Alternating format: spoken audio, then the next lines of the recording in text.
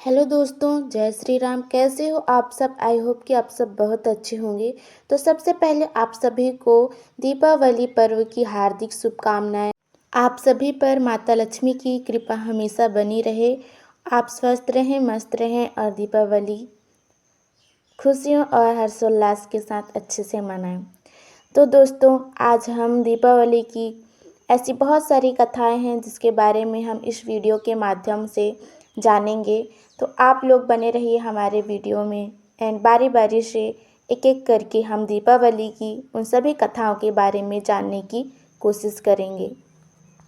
दीपावली, जिसे दिवाली के नाम से भी जाना जाता है, भारत का एक प्रमुख त्यौहार है। यह कार्तिक माह की अमावस्या को मनाया जाता है और इसे रोशनी का त्यौहार भी कहते हैं। दीपावली का संबंध कई ऐसे पौराणिक कथाओं से जुड़ा हुआ है, जिनमें से सबसे प्रसिद्ध भगवान राम की कथा है। इस कथा के अनुसार दीपावली का पर्व भगवान राम के 14 वर्षों के वनवास के बाद अयोध्या लौटने पर मनाया गया था।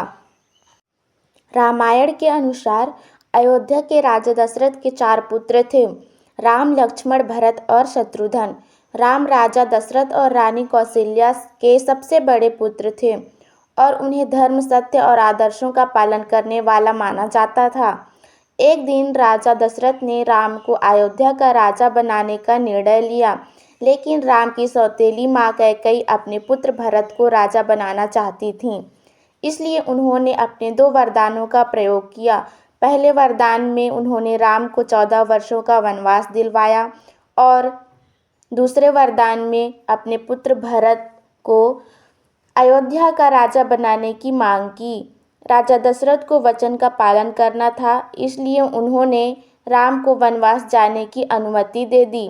राम के साथ उनकी पत्नी सीता और भाई लक्ष्मण भी वनवास चले गए। वनवास के दौरान लंका के राजा रावण ने सीता का हरण कर लिया। रावण एक शक्तिशाली और बलशाली राजा था, जिसे हराना आसान नहीं था। भगवान राम ने वानर सेना के सहयोग से रावण का वध किया और सीता को रावण के बंधन से मुक्त कराया। इसके बाद वे 14 वर्षों के वनवास को पूरा कर अयोध्या लौटे। उनके आगमन की खुशी में अयोध्या के वासियों ने दीप जलाकर उनका स्वागत किया। तभी से दीपावली का पर्व मनाया जाने लगा और इसे अच्छाई की बुराई पर जीत का प्रतीक माना जाता है। आइए अब हम दूसरी कथा, नरकासुर वध की कथा के बारे में जानते हैं। एक अन्य कथा के अनुसार दीपावली का त्यौहार भगवान श्री कृष्ण द्वारा राक्षस नरकासुर के वध की खुशी में मनाया जाता है। नरकासुर एक अत्याचारी और बलशाली असुर था, जिसने 16,000 कन्याओं को बंदी बना लिया था। नरकासुर के आतंक से लोग भयभीत थे और उसने कई ऋषियों और मुनियों को कष्ट दिया था। भगवान श्री कृष्ण ने नरकासुर का वध कर सभी कन्याओं को मुक्त किया। इस घटना को बुराई पर अच्छाई की विजय का प्रतीक मानते हुए दीपावली का पर्व मनाया जाता है। आइए अब हम लक्ष्मी पूजा की कथा के बारे में जानते हैं। दीपावली को माता लक्ष्मी के पूजन से भी जोड़ा जाता है। पौराणिक कथाओं के अनुसार कार्तिक माह की अमावस्या को देवी लक्ष्मी समुद्र मंथन से प्रकट हुई थीं। इसी दिन भगवान विष्णु ने देवी लक्ष्मी को अपने साथ विवाह का प्रस्ताव दिया था, जिसे देवी ने स्वीकार किया। देवी लक्ष्मी को धन, वैभव और समृद्धि की देवी माना जाता है और इसी कारण लोग दीपावली पर उनकी पूजा करते हैं, ताकि उनके घर में सुख समृद्धि बनी रहे। आइए अब हम राजा बलि की कथाओं के बारे में जानते हैं। महाभारत की एक अन्य कथा के अनुसार राजा बलि एक पराक्रमी और धर्मनिष्ठ असुर राजा थे। उन्होंने अपनी भक्ति और तपस्या के बल पर सभी लोगों पर अपना अधिकार कर लिया था। देवताओं ने राजा बलि के इस शक्ति संचय को देखकर भगवान विष्णु से सहायता की प्रार्थना की। भगवान विष्णु ने वामन अवतार लिया और राजा बलि से 3 पग भूमि की याचना की। बलि ने वामन की याचना स्वीकार की। वामन रूप में भगवान विष्णु ने अपने पहले 2 पगों में धरती और आकाश नाप लिए और तीसरा पग रखने के लिए कोई स्थान नहीं बचा। तब बलि ने भगवान विष्णु से अपने सिर पर पग रखने की प्रार्थना की और इस प्रकार बलि पाताल लोक में चले गए। इस घटना को भी दीपावली से जोड़ा जाता है और इसे अच्छाई की विजय का प्रतीक माना जाता है। आइए दोस्तों, अब हम गुरु हरगोविंद सिंह की कथा के बारे में जानते हैं। सिख धर्म में भी दीपावली का महत्व है। सिखों के छठे गुरु गुरु हरगोविंद सिंह जी ने मुगल सम्राट जहांगीर की कैद से 52 राजाओं को मुक्त कराया था। यह घटना दीपावली के दिन हुई थी और इसलिए सिख समुदाय इस दिन को बंदी छोड़ दिवस के रूप में मनाता है। इसी प्रकार जैन धर्म की भी कुछ कथाएं हैं। जैन धर्म में भी दीपावली का विशेष महत्व है।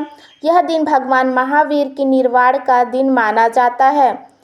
जैन ग्रंथों के अनुसार कार्तिक अमावस्या के दिन भगवान महावीर ने पावापुरी में अपने शरीर का त्याग किया और निर्वाण प्राप्त किया। इसलिए जैन अनुयायी दीपावली को निर्वाण दिवस के रूप में मनाते हैं। दोस्तों, आइए हम दीपावली के महत्व और उनकी कुछ परंपराओं के बारे में जानते हैं। दीपावली का त्यौहार 5 दिनों तक मनाया जाता है और हर दिन का अपना विशेष महत्व है।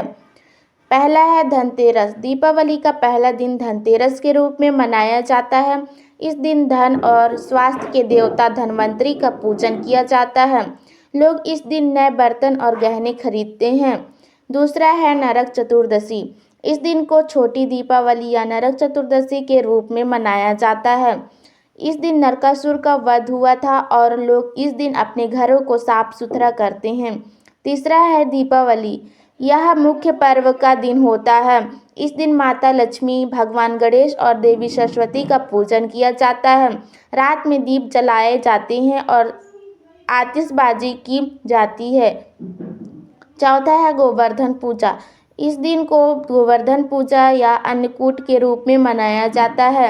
भगवान श्री कृष्ण ने गोवर्धन पर्वत उठाकर गोकुल वासियों को इंद्रदेव के प्रकोप से बचाया था। पांचवा है भाई दूज। यह दीपावली का 5वां दिन होता है। इस दिन भाई बहन के रिश्ते को सम्मान देने के लिए भाई दूज का पर्व मनाया जाता है। दीपावली का सांस्कृतिक और सामाजिक महत्व। दीपावली का त्यौहार न केवल धार्मिक आस्था से जुड़ा हुआ है बल्कि इसका सांस्कृतिक और सामाजिक महत्व भी है। यह पर्व सामाजिक सौहार्द, आपसी प्रेम और भाईचारे को बढ़ावा देता है। दीपावली के समय लोग एक दूसरे के घर जाते हैं, मिठाइयाँ बांटते हैं और खुशियाँ मनाते हैं। इस पर्व पर लोग अपने घरों को साफ सुथरा करते हैं और सजाते हैं। यह पर्व न केवल लोगों के बीच के संबंधों को मजबूत करता है बल्कि समाज में खुशहाली और समृद्धि का संदेश भी देता है। दीपावली केवल एक त्यौहार नहीं है बल्कि यह एक प्रतीक है अच्छाई की बुराई पर विजय का, उजाले का अंधेरे पर और ज्ञान का अज्ञान पर। यह पर्व हमें सिखाता है कि किस प्रकार सच्चाई और अच्छाई का अनुसरण करके हम अपने जीवन में सफलता और समृद्धि प्राप्त कर सकते हैं। दीपावली हमें परिवार, समाज और धर्म के प्रति अपनी कर्तव्यों को निभाने की प्रेरणा देती है और हमें यह याद दिलाती है कि सच्चाई की राह पर चलने वाले को अंततः विजय प्राप्त होती है। तो दोस्तों, यह कथावाचक वीडियो आप लोगों को अच्छी लगी हो तो वीडियो को ज़्यादा से ज़्यादा शेयर कीजिए, लाइक कीजिए और कमेंट में जय माँ लक्ष्मी ज़रूर लिखिए। तो आज के लिए धन्यवाद।